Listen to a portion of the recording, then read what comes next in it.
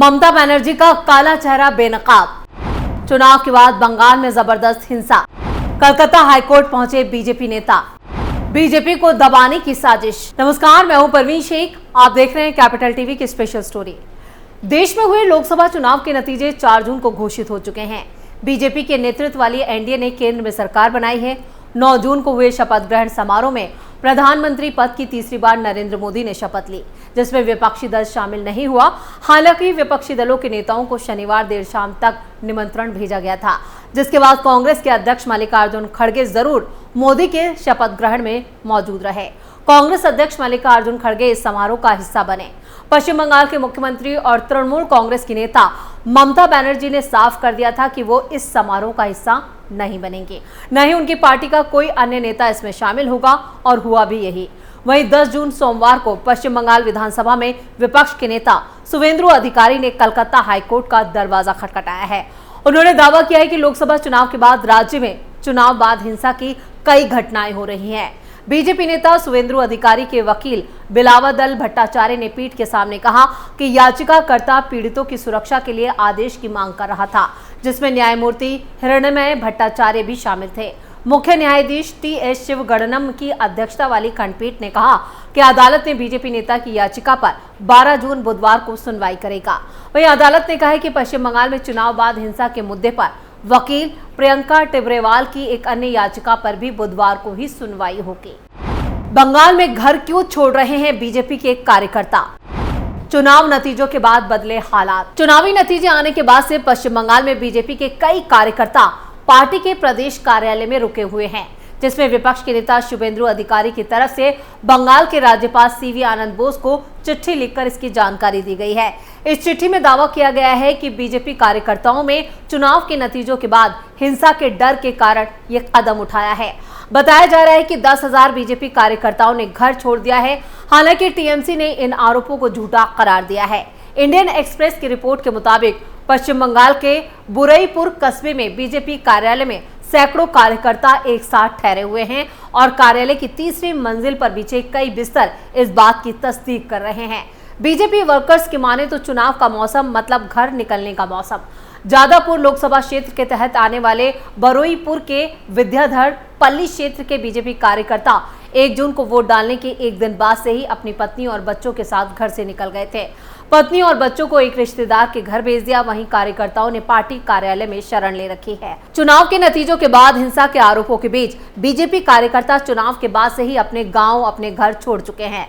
Report के मुताबिक कई लोगों के लिए ये पहली बार नहीं हो रहा है। साल 2021 के विधानसभा चुनावों और 2023 के पंचायत चुनावों के बाद भी बीजेपी कार्यकर्ताओं को अपना घर छोड़ने के लिए मजबूर होना पड़ा था। इस मामले को लेकर 6 जून को कोलकाता हाईकोर्ट ने पश्चिम बंगाल पुलिस को निर्देश दिया कि चुनाव के बाद हुई हिंसा के पीड़ितों की शिकायत दर्ज कराने के लिए एक नई ईमेल आईडी खोली जाए। वहीं 7 जून शुक्रवार को बरुईपुर बीजेपी कार्यालय में बीजेपी वर्कर्स एक ही हॉल में इकट्ठा होकर पीएम मोदी के भाषण को टीवी पर देख रहे थे, तभी उन पर हमला किया गया था। वहीं टीएमसी इन आरोपों को झूठा बता रही है। वैसे आपको बता दें कि जादवपुर सीट पर टीएमसी की सायोनी घोष ने अनिरबन गांगुली को 2,58,201 वोटों से हराया है। वहीं इस इलाके में बीजेपी वर्कर्स की माने तो 2021 विधानसभा चुनावों के बाद और फिर पिछले साल पंचायत चुनावों के बाद घर छोड़ने के लिए उन्हें मजबूर होना पड़ा था और इस साल अप्रैल में घर वापस लौटे थे, लेकिन अब एक बार फिर घर छोड़ने के लिए उन्हें मजबूर होना पड़ा। वैसे बंगाल की 42 सीटों पर 7 चरणों में चुनाव हुआ और इन 7 चरणों में सेंट्रल फोर्सेस की मौजूदगी के बावजूद काफी हिंसक घटनाएं सामने आई, जिसके बाद यहां पर केंद्र सरकार की तरफ से सेंट्रल फोर्सेस की तादाद और बढ़ाई गई। 4 जून को जब सामने चुनावी नतीजे आए, उसके मुताबिक टीएमसी एक बार फिर राज्य में बड़ी पार्टी बनी और टीएमसी को 29 सीटें तो बीजेपी को 12 सीटों पर जीत हासिल हुई। जबकि 2019 में बीजेपी ने 22 सीटों पर जीत दर्ज की थी, लेकिन इस बार बीजेपी का प्रदर्शन निराशाजनक रहा। वहीं कांग्रेस ने भी राज्य में इस बार जीत हासिल की है। पश्चिम बंगाल में 34 सालों तक एक छत्र राज करने वाली लेफ्ट पार्टी को 2024 लोकसभा चुनावों में उसका खाता तक नहीं खुला।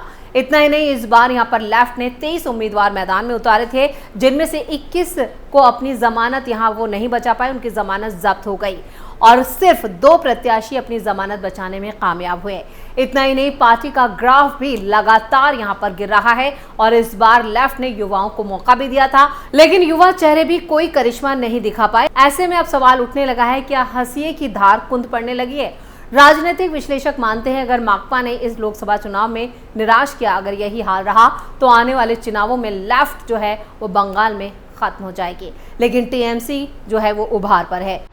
चुनाव नतीजों के बाद टीएमसी के गुंडों का तांडव, बीजेपी कार्यकर्ताओं पर हमला, बंगाल की संस्कृति, सुवेंदु अधिकारी ने राज्यपाल को लिखी चिट्ठी, कलकत्ता हाईकोर्ट का सख्त आदेश। लोकसभा चुनाव नतीजे घोषित होने के बाद से बंगाल के कई हिस्सों में बीजेपी कार्यकर्ताओं पर हमला हुआ है। इन घटनाओं को लेकर कलकत्ता हाईकोर्ट ने सख्ती दिखाई। हाईकोर्ट ने बंगाल पुलिस को उपद्रवियों के खिलाफ कड़ी कार्रवाई का निर्देश दिया। राजनीतिक हिंसा से जुड़े एक मामले की सुनवाई करते हुए हाईकोर्ट ने यहां पर गुरुवार 6 जून को चुनाव बाद हिंसा को रोकने का आदेश दिया और इसके लिए राज्य पुलिस को कार्रवाई करने का भी आदेश दिया गया।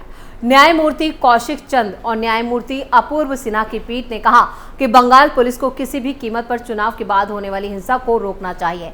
जस्टिस चंद ने सुनवाई के दौरान कहा, हम मीडिया में चुनाव बाद हिंसा की घटनाएं देख रहे हैं, इसे फौरन रोका जाना चाहिए। इसी को लेकर राज्य के महाअधिवक्ता ने चुनाव के बाद हिंसा के आरोपों से इनकार कर दिया। उन्होंने कहा कि ये बिल्कुल भी चुनाव के बाद की हिंसा नहीं है। उन्होंने कोर्ट से सभी सबूतों सहित राज्य का बयान अदालत में पेश करने के लिए वक्त देने की मांग की। जस्टिस चंद ने ममता सरकार को राज्य के आम लोगों की सुरक्षा सुनिश्चित करने का भी निर्देश दिया। कोर्ट के मुताबिक हिंसा में पीड़ित लोग डीजी को यहां पर मेल भेजकर शिकायत दर्ज करा सकते हैं और डीजी ने स्थानीय थाने को कार्रवाई करने का भी निर्देश दिया ताकि सभी शिकायतों पर फौरन कार्रवाई की जा सके, लेकिन उसके बाद भी हालात जस के तस बने हुए हैं। पिछले लोकसभा चुनाव को देखते हुए इस बार बीजेपी को बंगाल में कम सीटें मिली हैं। बीजेपी सिर्फ 12 सीटों पर जीत हासिल कर पाई है। 2019 के चुनाव नतीजों में बीजेपी ने 18 सीटें जीती थी, वहीं तृणमूल कांग्रेस को 19 सीटें मिली हैं और चुनाव परिणाम घोषित होने के बाद से राज्य के कई हिस्सों में बीजेपी के लोगों पर हमला किया जा रहा है। इस घटना को लेकर बीजेपी प्रदेश अध्यक्ष सुकांत मजूमदार ने कहा है कि बीजेपी इस घटना पर चुप नहीं बैठेगी, जवाब देगी। इसी को लेकर बीजेपी नेता सुवेंदु अधिकारी ने राज्यपाल को भी खत लिखा था, जिसमें उन्होंने ममता सरकार पर कई गंभीर आरोप लगाए। 4 जून 2024 को संसदीय चुनाव के नतीजे घोषित होने के बाद पश्चिम बंगाल में सत्ता पर काबिज यहाँ पर टीएमसी के जो गुंडे हैं वो बीजेपी कार्यकर्ताओं को डरा रहे हैं, धमका रहे हैं। उन्होंने कहा कि ये टीएमसी के लोग पागल हो चुके हैं। उन्होंने कहा कि यह हिंसा पश्चिम बंगाल के लिए प्राय बन चुकी है। बीजेपी नेता ने कहा कि ये बंगाल में 2021 के विधानसभा चुनाव नतीजों की घोषणा के बाद हुई घटनाओं की यहाँ पर दोबारा से पुनरावृत्ति प्रतीत होती है, जिसके परिणाम स्वरूप कई भाजपा कार्यकर्ताओं की जानें भी जा चुकी हैं। उन्होंने कहा कि चुनाव के बाद केंद्रीय सशस्त्र बलों का उपयोग बिगड़ती स्थिति को नियंत्रित करने के लिए नहीं किया जा रहा है और सत्ता पर काबिज पार्टी के गुंडे बीजेपी कार्यकर्ताओं को निशाना बना रहे हैं। सुवेंदु अधिकारी ने कहा कि चुनाव के बाद भी केंद्रीय फोर्सेस जो है वो यहां पर तैनात की गई, लेकिन बिगड़ते हालात को कंट्रोल करने के लिए ऐसे बलों का इस्तेमाल नहीं किया जा रहा है। उन्होंने कहा कि वोटिंग के 24 घंटे के बाद ही राज्य में 20 से ज्यादा घटनाएं सामने आई और ये घटनाएं आसनसोल, दुर्गापुर, मेदिनीपुर, झारग्राम, बांकुरा, कूच बिहार, हुगली, बैरकपुर, बारासात और उत्तर 24 परगना में हुई।